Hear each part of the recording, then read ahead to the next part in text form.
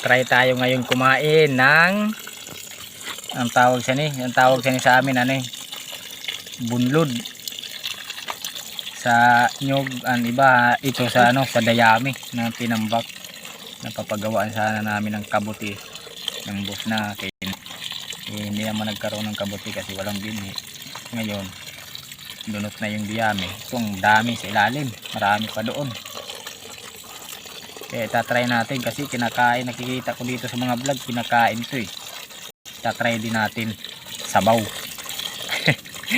Sabaw o prito o adobo. Patay na si imo. Ito ano lang eh, dayami lang.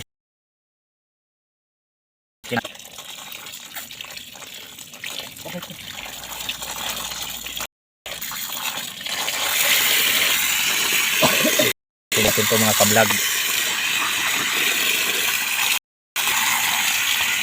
para matikman talaga natin kung totoo nga yung nagbablog dyan sa mga taga-ibang bansa na kinakain nila ito. Kunin natin. So kung malaman natin na masarap, hindi libre ulam na tayo nito.